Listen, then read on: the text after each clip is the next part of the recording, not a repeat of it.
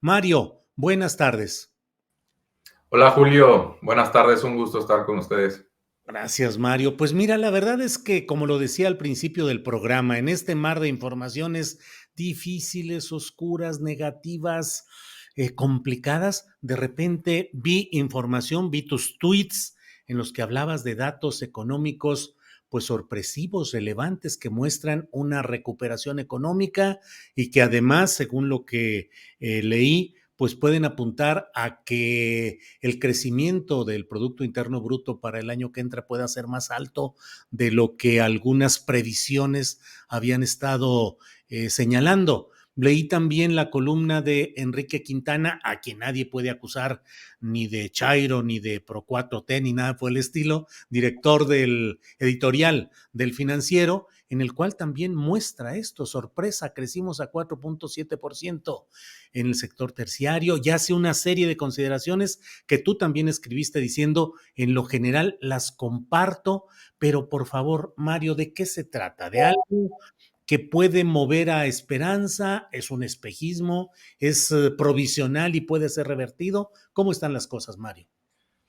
Bueno, primero lo que se divulgó, que es el indicador, es el IGAE, ¿no? Es el indicador global de actividad económica, que es el mejor aproximado de medición del PIB que tenemos en México en términos mensuales. Hay que recordar que tenemos el PIB de manera trimestral, el cambio, el crecimiento o la caída, y tenemos el IGAE para cuestiones mensuales, ¿no? Entonces, esto nos permite ir monitoreando mes a mes cómo va evolucionando la economía. Caso contrario, tuviéramos que esperarnos cada 3 meses e incluso pues cuando se divulga el PIB suele ser un poco rezagado en el tiempo. Entonces necesitamos aferrarnos a los pocos indicadores que tenemos disponibles y uno de ellos es el IGAE.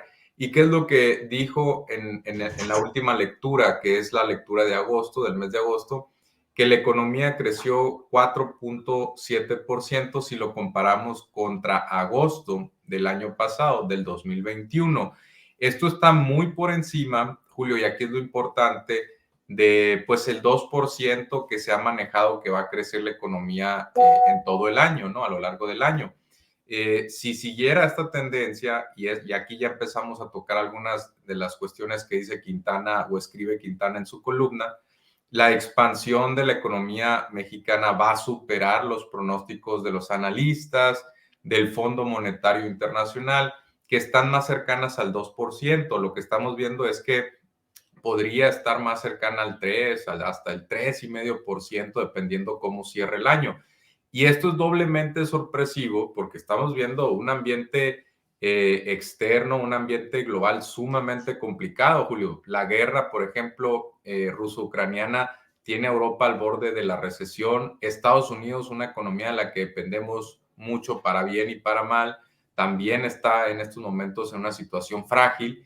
Y China, que suele ser uno de los motores económicos y que ayuda muchas veces a las recuperaciones, está creciendo al 3,5%. Entonces, en este ambiente que la economía mexicana vaya recuperándose, efectivamente, Julio, es una buena noticia.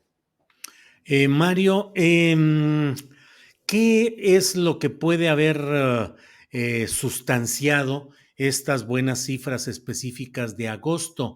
Yo aquí a nivel familiar o personal dije, bueno, lo que pasa es que hace un año pues estábamos encerrados con la pandemia y la verdad es que en estos meses, agosto y demás, nos soltamos todos y a reunirnos y a visitar y a salir casi a emparejarnos un poquito de todo lo que habíamos perdido. ¿Serán cosas como esto? ¿En qué rubros son en los que más se ha notado esto? Yo leí turismo, restaurantes, hoteles.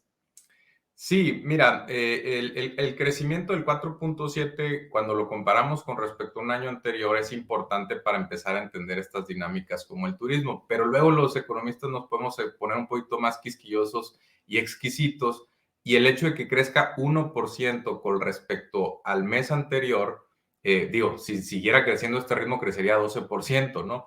Pero sí, el hecho de que crezca 1% en el mes nos dice también que hay dinámicas que no necesariamente se deben a que lo comparemos con un año atrás.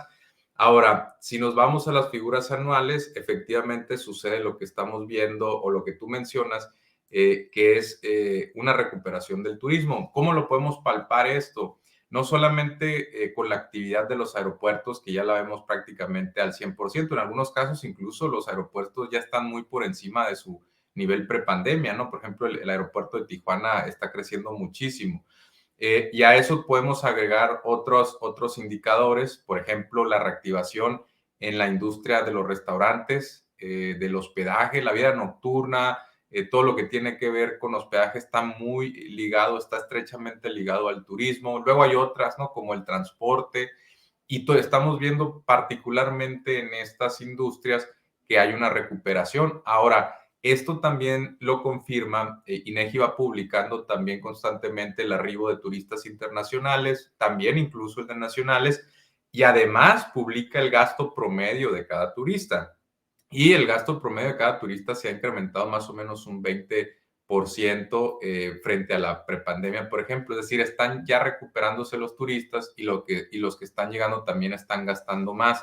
Todo esto ayuda a la industria del turismo, que por cierto fue la más golpeada por la pandemia, Julio. Y aquí podríamos empezar a escarbar y descubrir que probablemente la caída del 8% que tuvo México en el 2020, que España tuvo una del 10%, Italia una similar, probablemente tuvo mucho que ver con el turismo, que son países con vocación turística muy importante, dependientes del arribo de turismo extranjero, y entonces que a partir de esto es que estas economías en particular hayan registrado también las caídas más pronunciadas. Podemos confirmarlo con otras como Bahamas, República Dominicana, en el Caribe, que también han batallado mucho para recuperar su nivel prepandemia, el tamaño de su economía.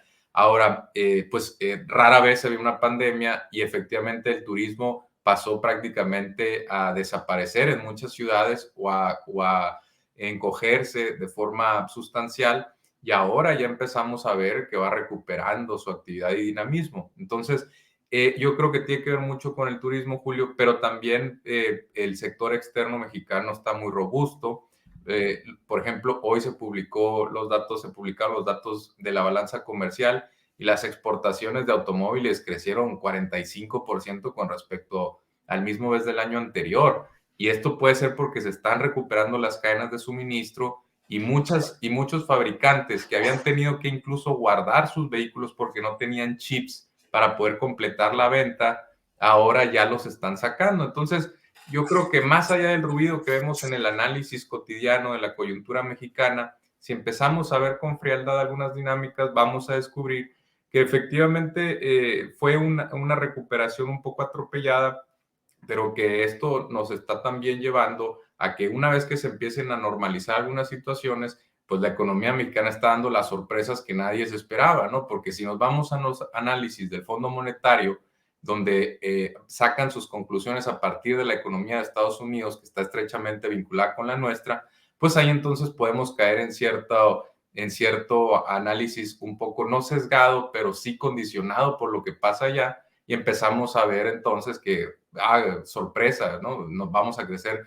mucho más que el estimado del Fondo Monetario, ¿no?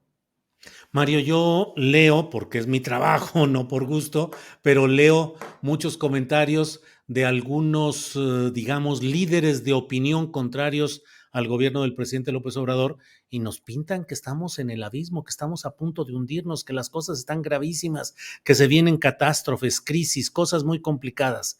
Leo información como la que estamos platicando y digo, caray, toda esa historia del abismo, de la crisis, del cataclismo, pues pareciera que no se sustenta en los datos específicos de reportes precisos como los que estamos hablando, Mario. No, mira, si realmente tuviéramos, por ejemplo, problemas de finanzas públicas, el primero que estaría dando señales de alerta es el mercado cambiario, el tipo de cambio, cosa que lo estamos viendo anclado, estamos viendo estabilidad cambiaria. Más allá de que empecemos a decir que es el primer presidente que no ha visto una depreciación, que pues es cierto en ciertos cortes de tiempo.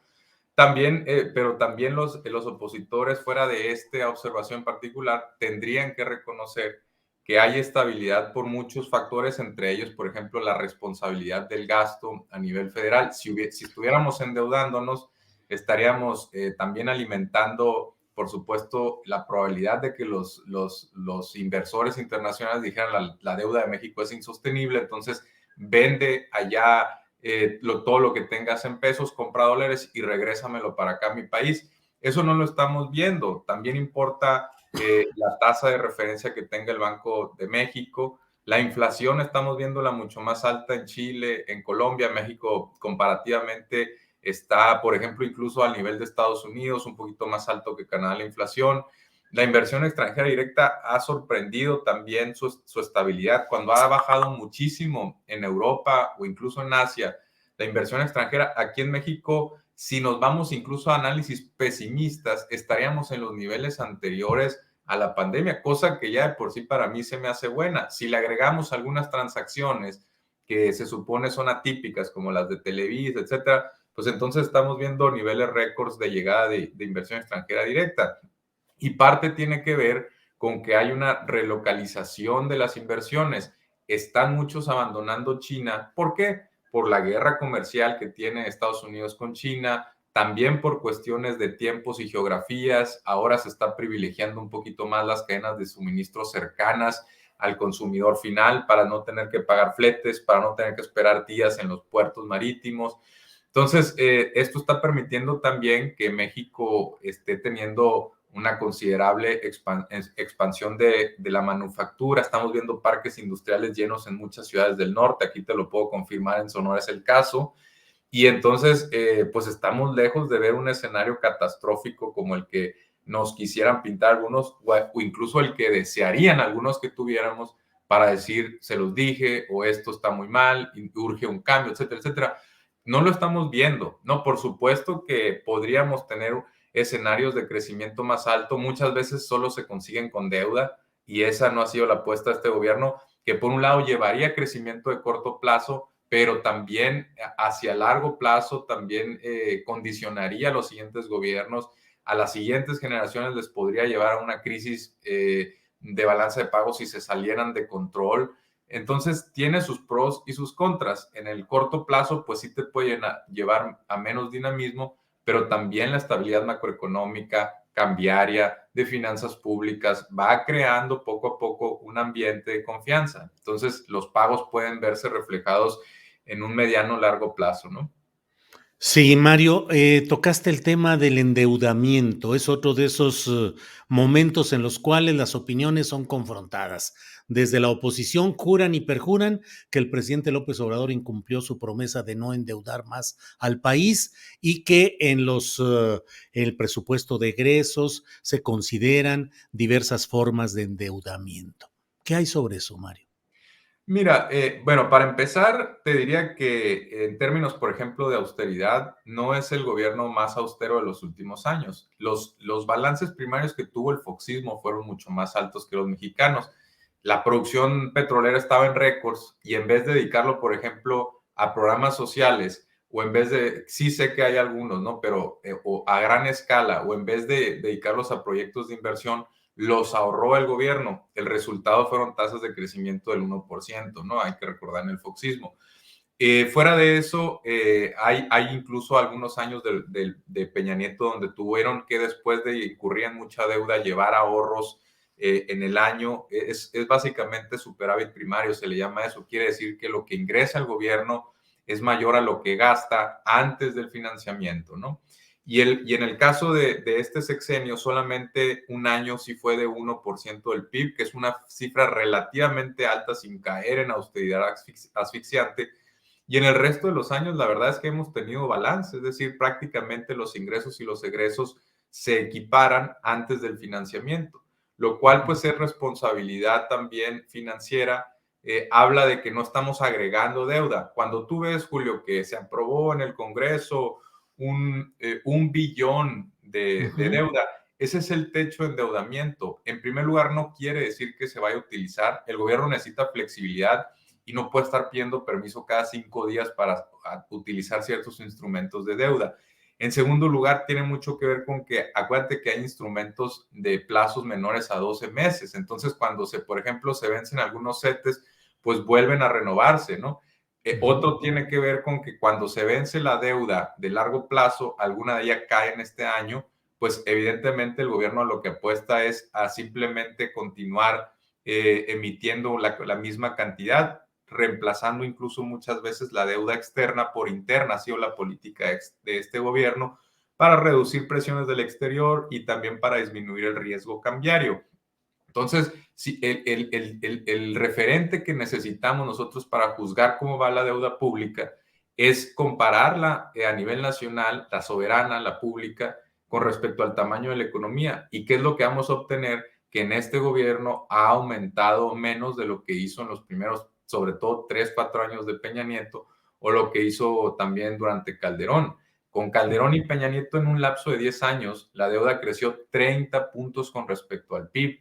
En el caso de este gobierno, ha crecido, creo, 4 o 3 puntos porcentuales sobre el PIB, que mucho tiene que ver con la situación que vimos en la pandemia y que la economía se hizo más chica, no necesariamente que hubiéramos metido mucha deuda adicional. Entonces, por supuesto que cuando nos metemos a ver cuestiones de deuda, vamos a ver que efectivamente ha sido muy prudente el manejo. Tiene, insisto, sus inconvenientes. A ver, el keynesianismo, que por cierto el keynesianismo también es un significante, ni es de derecha ni es de izquierda forzosamente. El keynesianismo te dice que pues para hacer frente a una crisis pues tienes que ampliar el gasto, ¿no?